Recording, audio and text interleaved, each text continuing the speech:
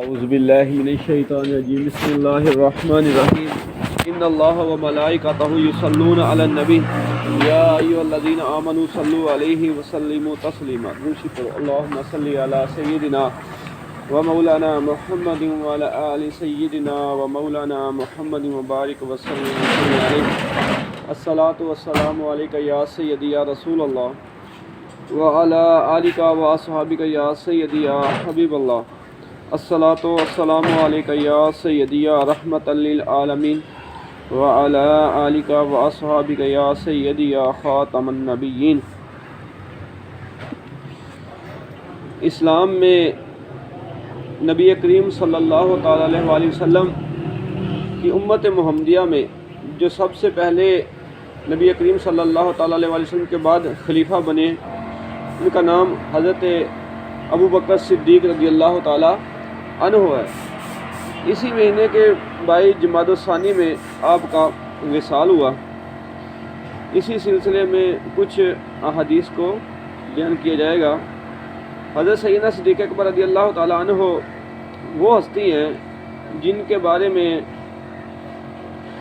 یہ متفقہ طور پر فیصلہ ہے کہ تمام نبیوں کے بعد افضل البشر حضرت سیدنا صدیق اکبر رضی اللہ تعالیٰ عنہ کی ہستی ہے، اور اسلام میں جو پہلے خلیفہ بنے بلا فصل وہ حضرت سیدنا ابو بکر صدیق رضی اللہ تعالیٰ عنہ کی ذات ہے۔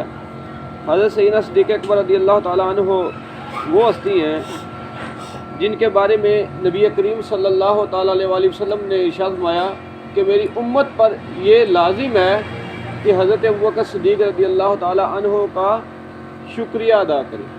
میری امت پر یہ واجب ہے کہ وہ حضرت سیدنا صدیق اکبر رضی اللہ تعالیٰ عنہ کا شکریہ ادا کرے۔ آپ صلی اللہ علیہ وآلہ وسلم نے ارشاد فرمایا میں نے تمام کا احسان دے دیا، تمام کا احسان دے دیا، لیکن سیدنا صدیق اکبر رضی اللہ تعالیٰ عنہ آپ کا احسان کل قیامت کے دن اللہ تبارک و تعالیٰ عطا فرمائے گا۔ حضرت سیدنا سلیمان بن یسار رضی اللہ تعالیٰ عنہ سے روایت ہے کہ اللہ کے محبوب صلی اللہ تعالیٰ علیہ وآلہ وسلم نے ارشاد فرمایا اچھی خصلتیں 360 ہیں، اچھی خصلتیں 360 ہیں، اور اللہ تعالیٰ جب کسی سے بھلائی کا ارادہ فرماتا ہے تو اس کی ذات میں ایک خصلت پیدا فرما دیتا ہے اور اسی کے سبب اسے جنت میں بھی داخل فرما دیتا ہے۔ حضرت سیدنا ابو بکر صدیق رضی اللہ تعالیٰ عنہ نے عرض کیا یا رسول اللہ صلی اللہ تعالیٰ علیہ وآلہ وسلم کیا میرے اندر بھی ان میں سے کوئی خصلت موجود ہے؟ ارشاد فرمایا اے ابو بکر تمہارے اندر تو ساری خصلتیں موجود ہیں۔ سیدنا صدیق اکبر رضی اللہ تعالیٰ عنہ وہ ہستی ہیں کہ نبی پاک صلی اللہ تعالیٰ علیہ وآلہ وسلم نے فرمایا اے صدیق، اے ابو بکر صدیق تمہارے اندر 360 کی 360 خصلتیں موجود ہیں، ساری کی ساری خصلتیں تمہارے اندر موجود ہیں۔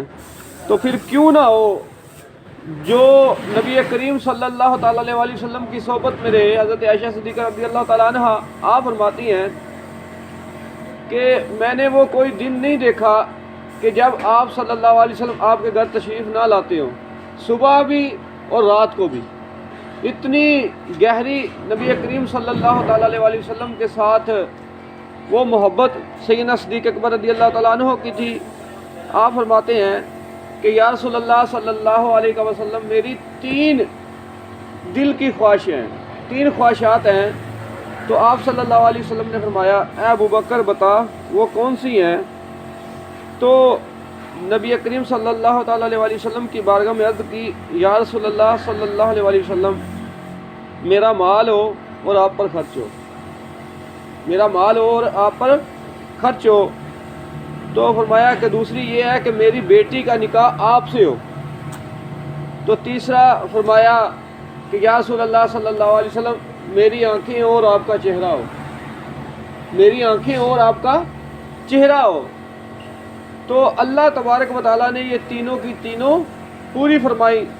آپ نے جب ایک موقع پر آپ نے فرمایا کہ سب کے سب اللہ کی راہ کے لیے اپنا مال لے کے آؤ۔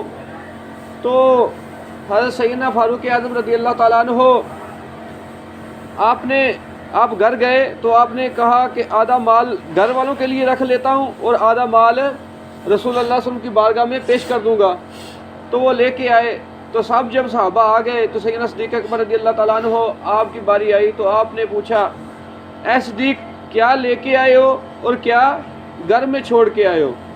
تو سیدنا صدیق اکبر رضی اللہ تعالیٰ عنہ نے کہا گھر میں اللہ اور اس کا رسول ہے، باقی سارے کا سارا مال لے کے وہ نبی کریم صلی اللہ تعالیٰ علیہ وسلم کی بارگاہ میں حاضر ہو گئے۔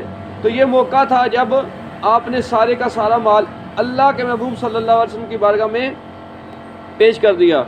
پھر دیکھا کہ حضرت عائشہ صدیقہ رضی اللہ تعالیٰ عنہ کا نکاح بھی آپ صلی اللہ علیہ وسلم سے ہوا۔ پھر وہ موقع بھی آیا جب دیکھنے والی صدیق کی آنکھیں تھیں اور چہرہ والضحیٰ تھا۔ جب ہجرت کی رات غار ثور میں 3 دن 3 راتیں رہے تو اس وقت رسول اللہ صلی اللہ علیہ وسلم کی جو ذات تھی، چہرہ والضحیٰ تھا، اس کو دیکھنے والی صدیق کی آنکھیں تھیں اور چہرہ والضحیٰ تھا۔ تو اللہ تبارک و تعالیٰ نے یہ تینوں کی تینوں خواہشیں ان کی پوری کی۔ تو یہ وہ ہستی ہے جن کا ہر عمل اسلام کی بہتری کے لیے اٹھا۔ تو آپ کی اگر سیرت پڑھی جائے، دیکھی جائے، تو آپ جو ہیں وہ رسول اللہ صلی اللہ تعالیٰ علیہ وسلم کی محبت میں اس طرح رہتے کہ جب بھی پتہ چلتا کہ یہ سنت ہے اسی طرح وہ عمل پیرا ہو جاتے۔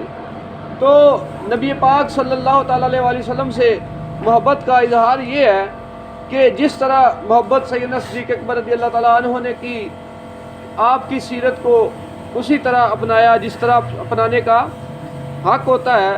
تو سیدنا صدیق اکبر رضی اللہ تعالیٰ عنہ وہ ہستی ہیں جن کے بارے میں یہ فرمایا گیا ہے کہ اللہ تبارک و تعالیٰ کل قیامت کے دن ان کا احسان دے گا، اور امت محمدیہ کو فرمایا ہے کہ تم پر حضرت ابوبکر صدیق رضی اللہ تعالیٰ عنہ کا شکر ادا کرنا واجب ہے۔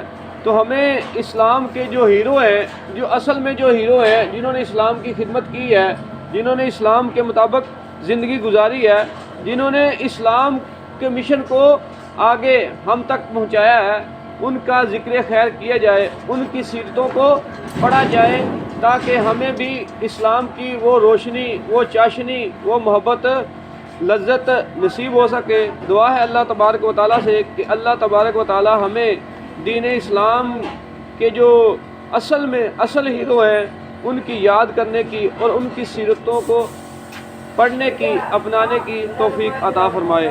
آمین۔ الحمدللہ رب العالمین والعاقبۃ للمتقین۔